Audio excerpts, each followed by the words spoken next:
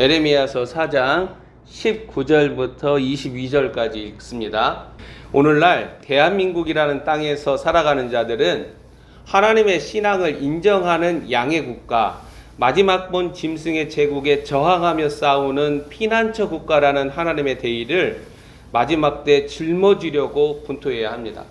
동아시아에 붉은 말과 그 라이더가 오고 있으며 대한민국은 중간 심판적 은혜, 즉 전쟁이라는 징계와 재앙의 화마를 거쳐 나와야 비로소 하나님의 길을 걷는 피난처 국가로 거듭나게 됩니다. 그래서 통일을 위해서 기도를 하세요. 그리고 통일 후에 이 대한민국이 지구적으로 흩어져 있는 하나님의 백성들의 피난처 국가로 하나님의 대의를 짊어지도록 기도하세요. 2020년, 2021년 짐승발 프레임에 길들여진 기독교 지상교회는 더 이상 그리스도의 권위와 능력을 매개하지 못합니다. 자칭 성령발 거짓 사역들은 오메가 때 이루어지는 하나님의 뜻을 담아내지 못합니다. 기도하는 자들은 많아도 주님의 마음에 합한 자들은 적어서 항상 한국발 지상교회들은 외국발 영적 용병들을 의지합니다. 오늘 지금 이 대한민국은 추락하고 망해져가는 미국을 그냥 바지끄레기 잡고 의지하죠. 그러한 사대주의적 정신이 팽배하죠. 한미동맹은 생명의 동맹이고 굳건하다. 대한민국은 그리스도를 의지해야 살 수 있어요. 나라도 그렇지만 기독교 신앙도 영빨이 좋은 외국인들, 그 사역자들을 의지를 해요. 주체적으로 서지 못하고. 대한민국에는 분명 하나님이 하나님의 종자씨들을 심어두시고 그들의 기도 소리를 들으시고 그들을 통해서 말씀을 하시는데 우리는 뭔가 지탱할 수 있는 부목을 끊임없이 의지하려고 그런다는 거예요. 아무리 하나님 앞에 가까이 있는 다니엘과 같고 모세와 같고 엘리야와 같은 예언자라 할지라도 우리는 그리스도를 의지해야 돼요. 주님의 음성만 들어야 돼요. 한 나라와 민족의 운명은 종자씨와 같은 하나님의 종들로 지탱이 됩니다. 비록 겨우 남고 조금 남은 생명이라도 이들의 순전한 중보기도와 의의 길을 순전하게 걷는 삶에서 소망을 말할 수 있다는 거예요. 다른 데서 소망을 찾으면 안 돼요. 기도하는 사람들이 있으니까 소망이다 아니에요. 하나님의 종자씨예요. 하나님 마음에 합한 자들이에요. 하나님이 자신의 이름에 권위와 능력을 준 자들이에요. 하나님이 자신의 이름을 기꺼이 주신 자들이에요. 그런 자들이 소망이에요. 북이스라엘의 멸망 이후 유다는 민족적 국가적 차원에서 하나님을 향해 전심으로 진심으로 돌아오는 공적 행위를 드러내지 않습니다. 이스라엘 유다의 반역과 죄악은 임계점에 이르러감에 따라서 주 하나님은 돌아오라 돌아오라 외친다라는 거예요. 자, 하나님의 메시지가 어떤 상황에서 어떤 내용으로 우리에게 주어지는가, 이게 때를 아는 자들이라는 거예요. 때를 따라 생명의 양식을 먹어야 하잖아요. 우리는 우리가 살아가는 때의 비밀을 알아야 돼요. 그렇지 않으면 먹고 마시고 시집가고 장가가고 놀러 다니고 자기 이름의 영광을 위해서 자기 만족적 삶을 추구하고, 그게 아담들이에요. 유다의 회심, 회개는 진실과 정의와 공의를 물고 나타나야 합니다. 나라와 민족의 회복과 돌이킴은 하나님이 요구하시는 바 진실과 정의와 공의라는 열매를 드러내야 한다는 거예요. 하나님께 전심으로 진심으로 돌아오는 공적 행위를 드러내지 않는 이스라엘과 유다의 반역과 죄악은 임계점에 이르게 됩니다. 나라와 민족의 회복과 돌이킴은 하나님이 요구하시는 진실과 정의와 공의라는 열매를 드러내야 돼요. 이 일은 하나님을 신앙하는 남녀노소의 가치관과 삶의 실제에서 공적으로 확인되어야 합니다. 하나님과의 언약 관계를 회복하는 방법이 4장 4절에 나타나 있어요. 유다인과 예루살렘 주민들아, 너희는 스스로 할례를 행하여 너희 마음 가죽을 베고 나 여호와께 속하라. 그리하지 아니하면 너희 악행으로 말미암아 나의 분노가 불같이 일어나 사르리니 그것을 끌 자가 없으리라. 4절을 보면 유다와 예루살렘은 스스로 마음가죽을 베는, 즉 할례가 영에서 일어나 하나님께 속하였다라는 공적 증거를 나타내지 않으면 그들의 악행으로 인하여서 하나님의 분노의 불은 시행이 된다라는 거예요. 할례는 영에서 일어나야 돼요. 이 살갗쪽 도려낸다고 해서 할례가 된 게 아니에요. 내 영에서 그리스도라는 생명이 드러나지 아니하면 회심한 게 아니에요. 거듭난 게 아니에요. 위로부터 난 게 아니에요. 유다와 예루살렘의 심각성은 본문 5절에서 나라들과 민족들을 멸망시키는 잔을 나오게 합니다. 자, 이것은 오늘날 첫째인, 둘째인이 떼어져서 붉은 말과 큰 칼, 학살을 자행하는 라이더가 풀려난 것과 다르지 않습니다. 동아시아는 전쟁 속으로 들어가게 되고 한반도는 전쟁의 화마에서 피하지 못합니다. 거대한 장례식 행렬이 이 땅에서 일어난다는 거예요. 지상 교회들과 성도들은 다중의 플랜데믹의 공포와 전쟁과 기근에 사로잡혀 비틀거리며 쓰러질 것입니다. 본문 5절에서 하나님의 도성이라는 유다와 예루살렘은 포위됩니다. 거대한 나팔 소리와 울부짖음이 작정되고 시행이 됩니다. 5절에서 8절 말씀 한번 읽어보죠. 너희는 유다에 선포하며 예루살렘에 공포하여 이르기를 이 땅에서 나팔을 불라 하며 또 크게 외쳐 이르기를 너희는 모이라 우리가 견고한 성으로 들어가자 하고 시온을 향하여 깃발을 세우라 도피하라 지체하지 말라 내가 북방에서 재난과 큰 멸망을 가져오리라. 사자가 그 수풀에서 올라왔으며 나라들을 멸하는 자가 나와왔으되 내 땅을 황폐하게 하려고 이미 그의 처소를 떠났은즉 내 성읍들이 황폐하여 주민이 없게 되리니 이로 말미암아 너희는 굵은 배를 두르고 애곡하라. 이는 여호와의 맹렬한 노가 아직 너희에게서 돌이키지 아니하였음이니라. 아멘. 북방에서 재난과 큰 멸망이 이르고 나라들을 멸하는 자는 이미 그 처소를 떠났으며 하나님의 맹렬한 진노는 돌아서지 않았습니다. 예언자는 그 세대를 향하여 중심 권력들인 왕과 방백들, 제사장들과 예언자들을 겨냥해서 굵은 배를 두르고 애곡하라고 명령합니다. 에레미야는 평강이 아닌 멸망의 칼이 생명에 이르는 현실을 보면서 슬프게 부르짖습니다. 예언자의 탄식과 괴로운 비명은 유다와 예루살렘을 향하는 하나님의 돌이킬 수 없는 심판입니다. 그 세대에 누구도 원하지 않고 생각하지 않은 파괴와 멸망은 오랫동안 예언자를 통하여 임계점에 이른 경고와 심판 예언 때문입니다. 유다와 예루살렘은 현실 가운데 일하시는 하나님의 동선에 어둡고 어리석습니다. 그래서 나라와 민족과 성전이 침몰하는 시간에 이르렀음에도 불구하고 그들은 자신들의 안전과 보호를 의심하지 않는다라는 거예요. 오늘날 지상교회 목사들 성도들은 우리가 살아가는 이때 하나님이 일하시는 동선을 바르게 잊고 있느냐 그거예요. 왜 예언자들이 깨어서 파수꾼과 같이 하나님의 망대에 올라서 하나님으로부터 오는 메시지를 듣는가? 왜 그들은 깨어서 정신을 차리고 하나님 앞에 자신을 전부 100% 전심으로 다 내어바치기를 원하는가? 그러한 하나님의 종자씨들이 나라와 민족을 살리는 거예요. 이들이 취한 거짓 평강이 자신들의 생명을 해하는 칼로 일어나기까지 왕과 방백들, 제사장들과 예언자들은 민족적으로 아무 일도 하지 않습니다. 본문 10절에 나타나는 예언자의 탄식은 살롬, 평강이 그들의 손에서 만들어지는 것이 아니라 하나님의 선물임을 알게 합니다. 샬롬은 평강이라는 것은 국가와 민족의 존립 근간인 진실과 정의와 공의가 살아있을 때 주어지는 하나님의 선물이라는 거예요. 하지만 이들의 거짓 샬롬은 나라와 민족과 성전의 운명을 큰 파멸과 재앙으로 떨어뜨리는 칼이 되어버렸다는 거예요. 자, 본문 13절 한번 봐보세요. 보라, 그가 구름같이 올라오나니 그의 병거는 회오리 바람 같고 그의 말들은 독수리보다 빠르도다. 우리에게 화 있도다. 우리는 멸망하도다 하리라.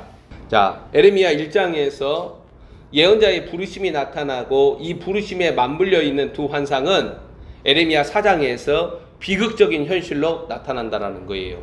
여호와 하나님은 자신의 말을 그대로 지켜서 자신의 일을 하기 시작하셨다는 거예요.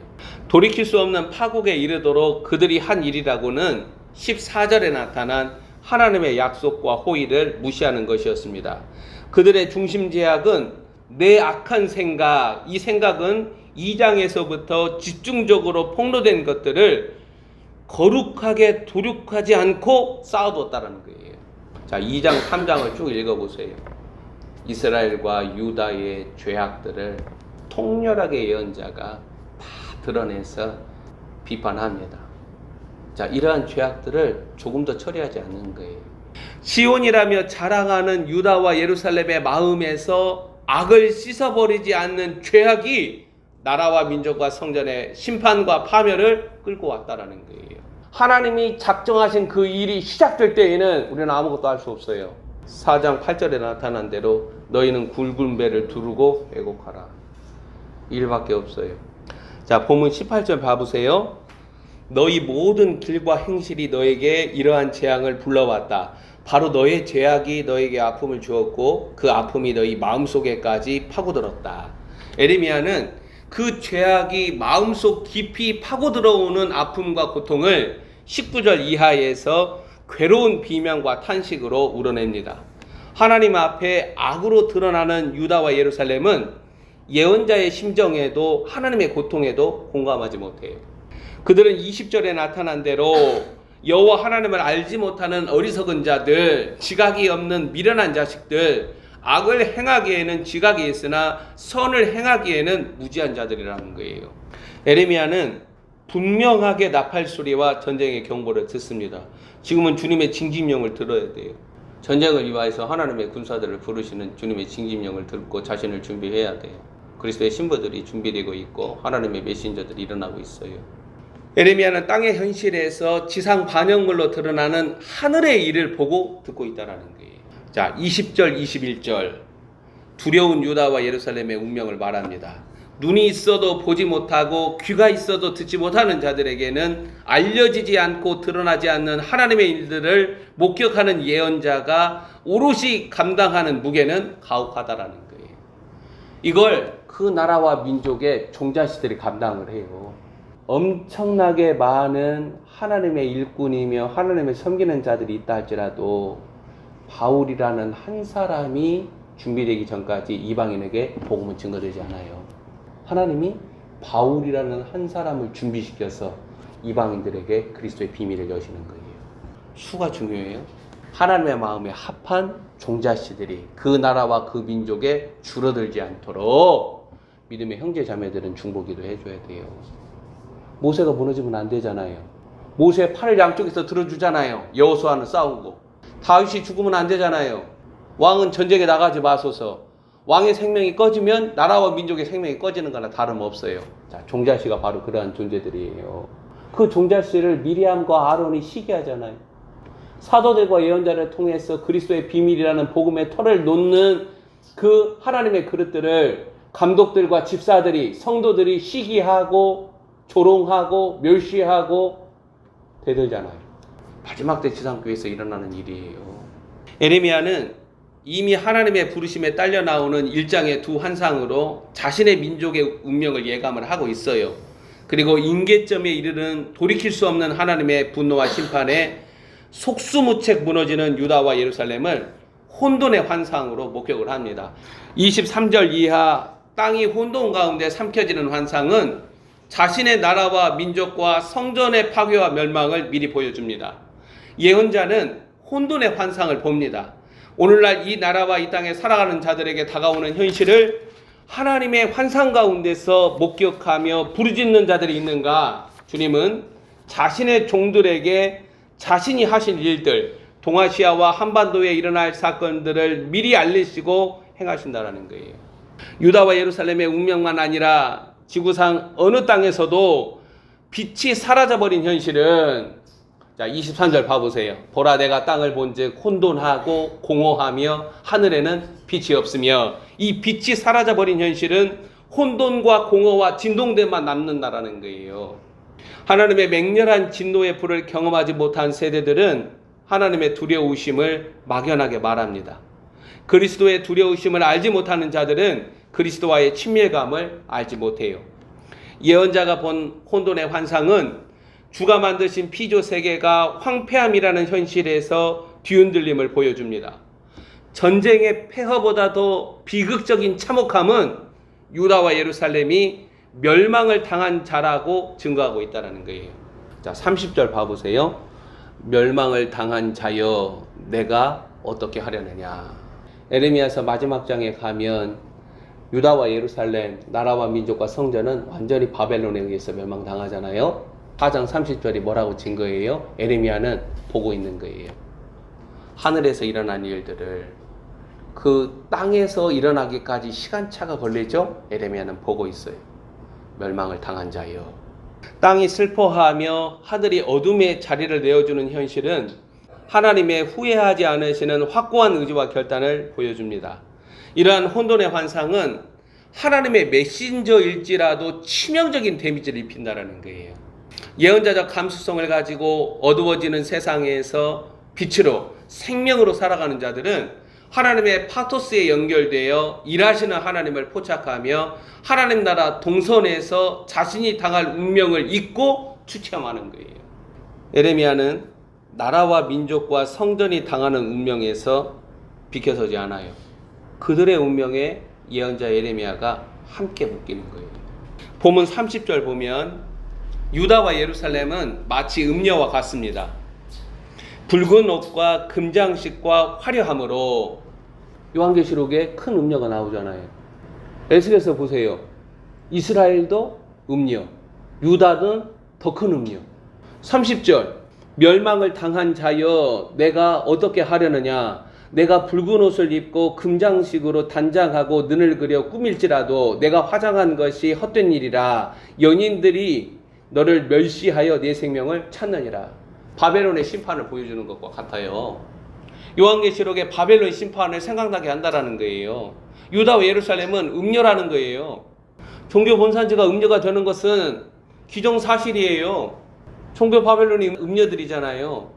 붉은 옷과 금장식과 화려함으로 이방 나라들과 다르지 않게 변질되어 버린 시온의 딸은 화를 당하며 고통스럽게 부르짖으나 도울 자가 없습니다. 유다와 예루살렘은 북방에서 나오는 죽이는 자에 묶여버렸다는 거예요.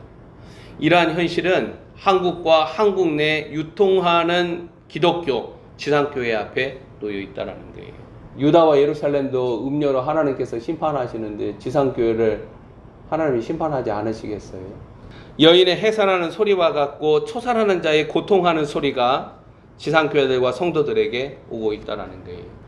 예배, 교제, 섬김, 봉사, 전도, 선교, 기도가 있을지라도 예언자의 탄식과 혼돈의 환상이 증거하는 황폐함에서 이 대한민국과 지상교회는 비켜가지고 돼요. 자, 정리합니다. 이제는 주님을 만날 준비를 하라는 거예요. 이 주님과의 만남이 친밀감으로 말미암은 만남인지 아니면 나라와 민족들을 멸하는 자들과의 만남인지 이러한 일이 일어나기 전에 우리는 준비해야 돼요. 그리고 전심으로 주님께 돌이켜야 돼요. 남녀노소 주의 이름을 부르는 자들, 우리 자녀 세대들이 하나님이 기뻐하시는 자들로 그리스도의 영광을 드러내는 시온의 딸들로 준비되도록 이 나라와 이 민족의 종자씨가 줄어들지 않도록 자신을 무교병처럼 순전하게 자신의 전부를 예수 그리스도, 신랑이신 예수 그리스도께 내어드리는 자들이 일어나도록 우리도 함께 준비되어야 돼요. 기도합시다.